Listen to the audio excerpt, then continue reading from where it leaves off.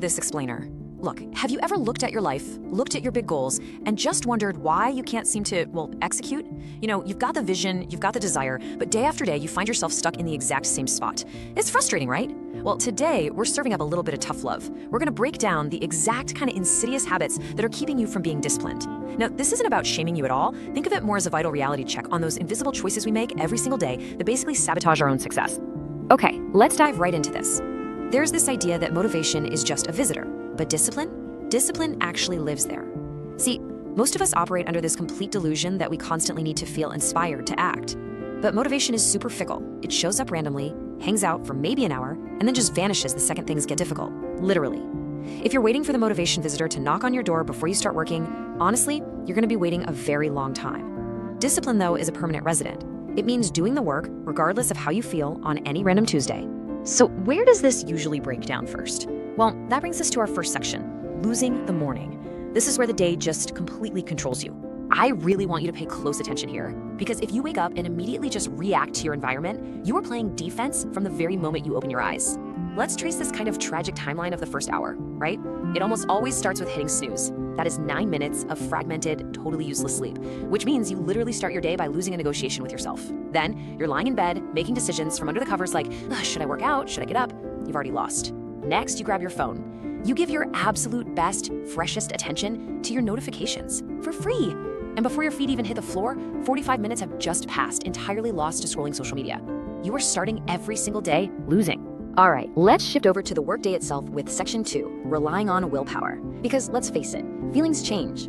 So once you finally drag yourself to your desk, there's this fatal flaw most of us share. We only work when we feel like it. But here's the harsh truth. Your goals absolutely do not care about your feelings. Your feelings change by the minute. If your execution is tied strictly to your emotional state, you're always going to be wildly inconsistent. So the crucial point is this. You need a system. A system is a reliable process that simply doesn't run out. Willpower, on the other hand, it's exactly like a battery. It depletes with every single tiny decision you make throughout the day. By 2 p.m., your willpower is just completely drained. If you don't have systems in place, if you're just white-knuckling your way through tasks relying on sheer will, you are absolutely guaranteed to crash. And here's the classic trap we fall into when we rely on that willpower instead of a solid system, doing the hardest task last. We convince ourselves to do the easy stuff first, right? Oh, I'll just build some momentum. But really, you just run out of energy. You check off a few easy boxes, check your email, and then you look at the hardest task and falsely promise yourself, I'll just eat the frog tomorrow. I'll definitely do it first thing. Tomorrow comes and you do the exact same thing all over again. Let's be real here. Doing the hardest task last practically ensures it never actually happens. Okay, let's move to section 3, destroying your focus. This is all about having zero boundaries. See, it's not just your internal habits holding you back. Your daily environment is actively destroying your concentration. Take the number 47. Just flash this in your mind for a second. This represents the 47 tabs you probably have open on your browser right now. When your workspace looks like this, your brain is just entirely scattered.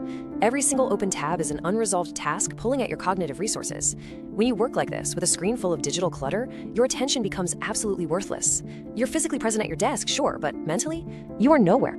And honestly, it gets worse. Here's another fun number for you, 30. Think about task switching. Every time you switch from writing an email to checking Slack to looking at your phone to reading a document, that is a task switch. And research actually shows that each switch costs you up to 20 minutes of refocusing time just to get back to the same level of deep thought. 20 minutes. If you switch tasks 30 times a day, you are completely draining your productivity. You might feel incredibly busy, but you're actually getting absolutely nothing done. Plus, our physical spaces are constantly betraying us too. Take a look at these environment design failures. Working from the couch to the bed? Well, your brain associates the couch with Netflix and sleep, so work feels inherently wrong there. How about having the TV on in the background? Background noise is literally stolen focus. What about a cluttered workspace? If your desk is a landfill, every single item is screaming for your attention. And listening to music with lyrics while doing deep work, your brain is forced to process those words, meaning your work suffers. You're basically just doing 2 things poorly instead of 1 thing really well. But perhaps the biggest obstacle isn't even the environment. Let's pivot to section 4, the lies we tell, those rapid-fire excuses. We are just incredibly skilled at lying to ourselves simply to protect our own comfort. Let's confront the first one head on. I'll do it later. I really want to talk to you directly right now. Later never comes. Later is this mythical time zone where you are somehow suddenly highly motivated, incredibly energetic, and miraculously have 0 distractions. Later is really just a lie you tell yourself right now so you don't feel guilty about giving up in the present moment.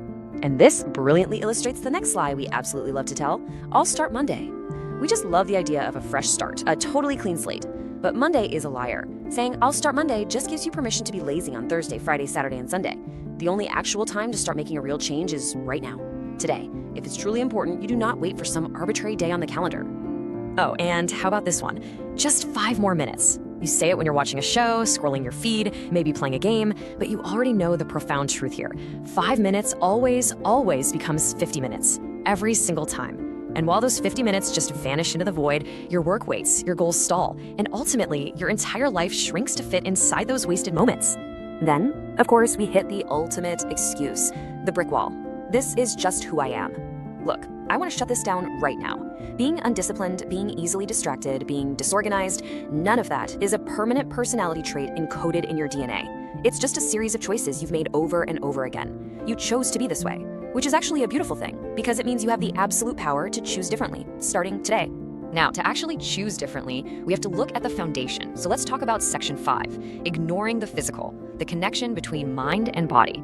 You simply cannot build a highly disciplined, hyper-focused mind on top of a completely undisciplined, crumbling physical foundation. We treat the mind and the body like they're these entirely separate entities, and it is totally ruining our execution.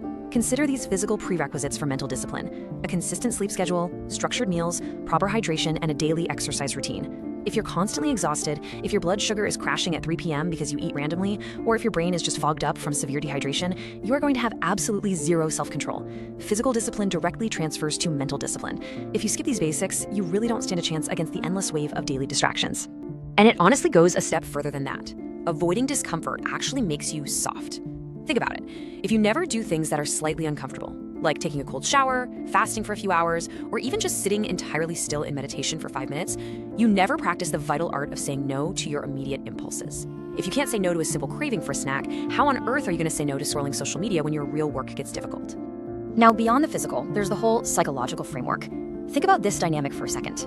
Keeping your goals a secret means there are no consequences for missing them, but there are also no real rewards for hitting them. If no one knows what you're trying to achieve, you can fail in total secret. Nothing bad happens to you, so you just kind of keep failing. Conversely, if you succeed in a vacuum, nothing good happens, so you eventually just stop trying altogether. Accountability is absolutely the ultimate guardrail for your discipline. So let's move to the good stuff and see how this builds into an actual actionable system. We've dismantled the bad habits, now here are the steps to permanently replace them. Step 1, set a daily, non-negotiable list of just 3 things. No matter what happens, these 3 things get done. Step 2, protect 2 hours of deep work blocks. Turn on Do Not Disturb, shut the door, and close all 47 of those browser tabs. And step 3, remember that you build discipline one small choice at a time. It's not some giant leap, it's 100 tiny, correct decisions made consistently throughout your day. Which brings us to a pretty stark question I really want you to ask yourself as we wrap up this explainer. Still undisciplined? Still wishing? Still waiting? The knowledge is right here in front of you. The excuses have been entirely stripped away at this point. You can keep endlessly reacting to your life, or you can start actively designing it. The choice is entirely yours. Make it right now. In your state today.